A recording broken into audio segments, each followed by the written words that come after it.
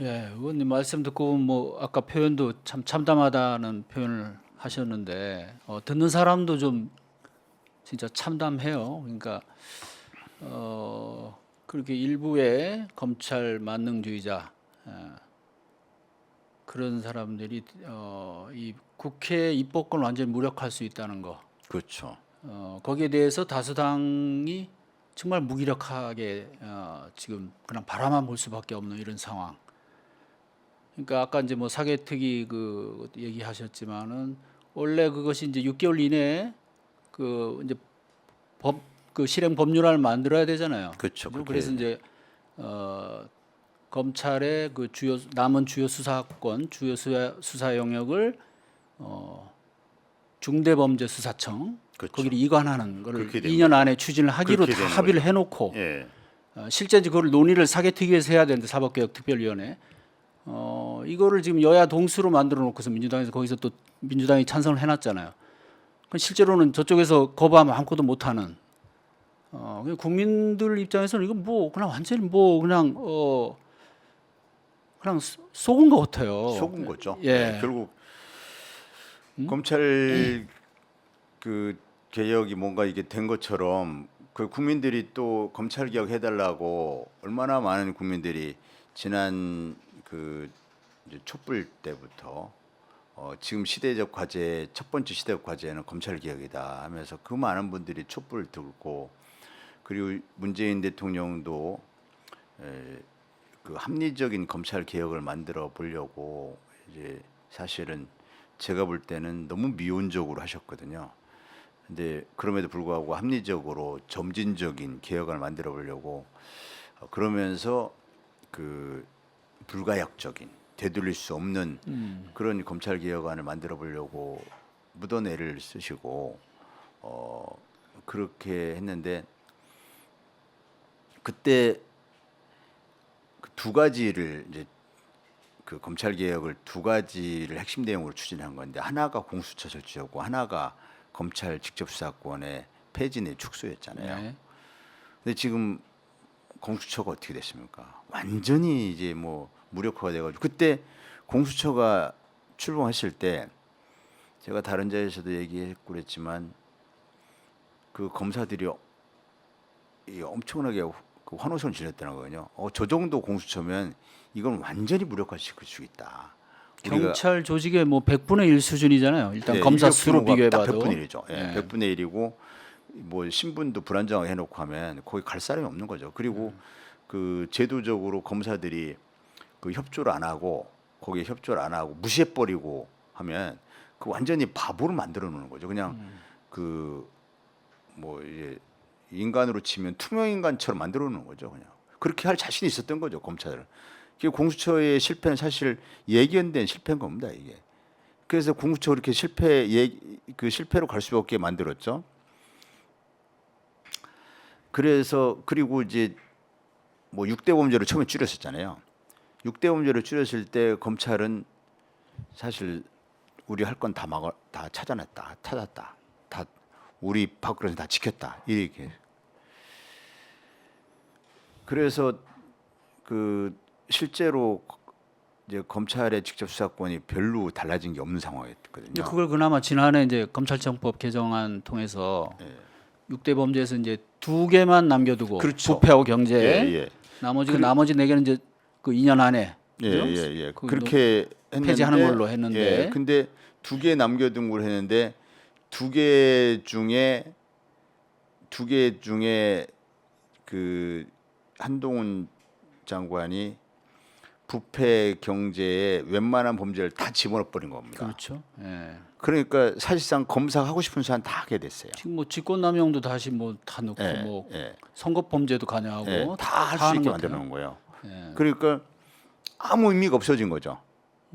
그러니까 국민들 입장에서는 검찰 개혁한다고 그렇게 시끄럽게 이렇게 하더니 결국은 아무것도 달라진 게 없는 아무것도 뭐 아무 의미도 없는 그런 일을 지난 5년 동안 이렇게 한 그런 결과가 됐거든요. 그러니까 진짜 궁금한 게 이거를 다시 어떻게 국회에서 바로 잡을 방법이 지금은 없나요?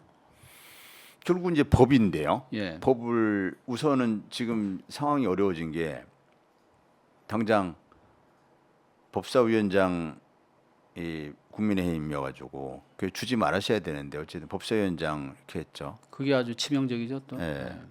그러니까 뭐 거기에서 그 한없이 그냥 있는 거죠.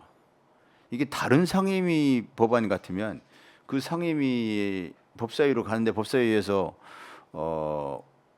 3개월인가 60일인가 뭐 이렇게 거기서 처리 안 하고 있으면 이쪽 상임위로 다시 되돌아와가지고 거기서 직권 상정이 가능해요. 본회의에 직회부 예. 직회부가 가능한데 이 법사위 법이니까 그럴 방법도 없고 아주 난감한 거죠. 그러면 이제 결국 그 패스트트랙밖에 없는데 패스트트랙해서 이제 그렇게 한다 하더라도 법사위를 또 통과해야 되는 그런 문제도 있고 그 다음에 이 그렇게 해서 국회 본회의를 통과한들 지금 윤석열 대통령의 그 어떤 이런 그 무대뽀 그 국정운영 방식을 보면은 이거 확실히 거부할 거거든요. 그러니까 거부권이 남아 있는 그렇죠. 거죠. 예, 예. 그러다 보니까 지난번에 그래서 윤 대통령 임기가 시작되기 전에 이 법안을 통과시키지 않으면 윤 대통령이 성향상 국민의 뜻이고 뭐 국민 의사고 뭐 이런 거에 대한 그 마인드가 없기 때문에 그래서 그냥 이거 거부권 행사할 거다 이렇게 그것을 우려하면서 윤 대통령 임기가 시작되기 전에 이 법안을 통과시켜야 한다 해서 그때 서둘렀던 것이군요. 근데 그렇게 또 제가 서두르다 보니까 구멍이 숭숭 나 버렸고 그래서 그 합의마저 틀어지고. 예, 그 법안에 그래서 좀 법안에 좀 허점들이 있었어요. 예, 그렇고 그 다음에 그러거나 말거나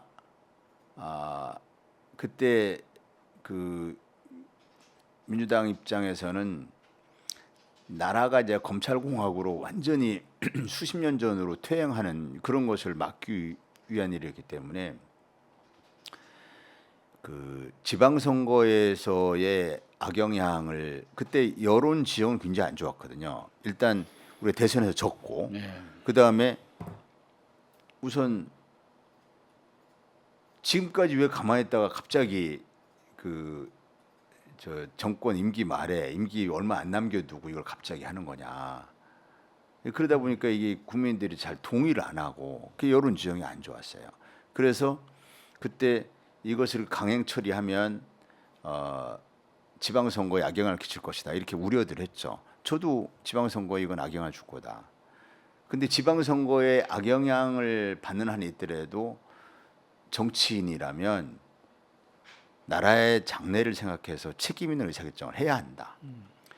그래서 의원들이 그걸 당론으로 결정한 겁니다. 그래서 했으면 그걸 끝까지 강행을 했어야죠. 이게 여론이 안 좋아지니까 막 흔들흔들 하더라고요.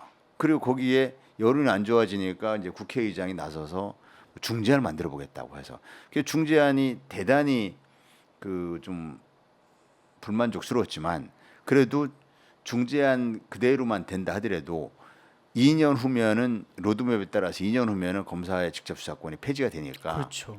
그대로만 해서도 한 절반의 성공은 되는 거죠. 그럼요. 그래서 그 받아들이자 해서 그대로 된 거였는데 그것이 휴지 조각이 돼버리니까 그마저도. 예, 휴지가 되니까 예. 이게 지금은 이제 이것이 다시 그 뭐 의장 중재안을 제가 입법하자 이렇게 제안을 하고 있지만 의장 중재안 입법했을 때 명분은 국민들한테 어느 정도 먹힐 것 같아요. 그래 의장 중재안으로 해서 그렇게 여야가 합의해 놓고 그걸 휴지 조각으로 이렇게 날려버리는 게 어디냐. 국민들하고 약속을 줘버린 거 아니냐. 그럼요. 이거는 심하게 표현하면 대국민 사기극 아닙니까? 그렇죠. 사실 국회에 국회에. 그렇기 때문에 이거는 약속을 지켜야 한다. 그래서 명분이 있기 때문에 그거를 입법화해야 한다라고 생각하는 거죠. 그리고 그것이 입법했을 때도 물론 저쪽 그 국민의힘이 동의 안 할 수도 있고 설사 국회를 통과해도 윤석열 대통령이 거부권 행사할 수는 있겠죠. 그럼에도 불구하고 그것이 그런 난관이 예상된다고 해서 지레 포기할 일은 아닌 것 같고 그렇게 시도를 해야 하고 지금 국회의원들 중에 상당수가 지금 검찰의 횡포가 너무 심해서 지금은 그 지난번 검수완박 그때하고 국면이 달라서 검찰 개혁에 찬성하는 국민 여론이 훨씬 많을 것 같다.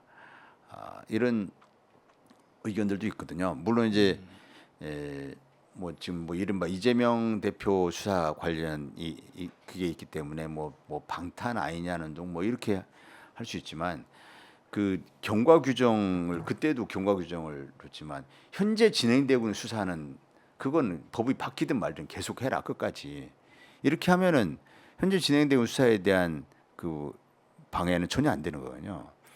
그래서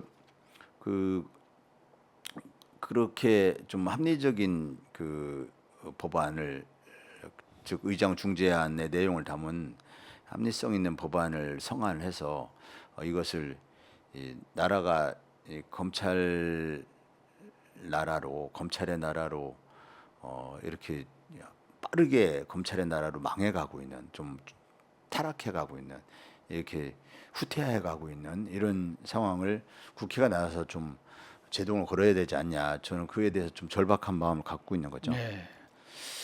자 이번 그 이제 이른바 총경 보복 인사 여기에 대해서 이제 크게 두 가지 성격으로 말씀을 하셨어요. 근데 첫 번째는 이제 뭐 그런 지난해 경찰국 그 신설에 대해서 저항했던 그런 총경들에 대한 어떤 그 보복 인사 그리고 사실은 이제 후자를 더 사실은 강조하셨어요 오늘.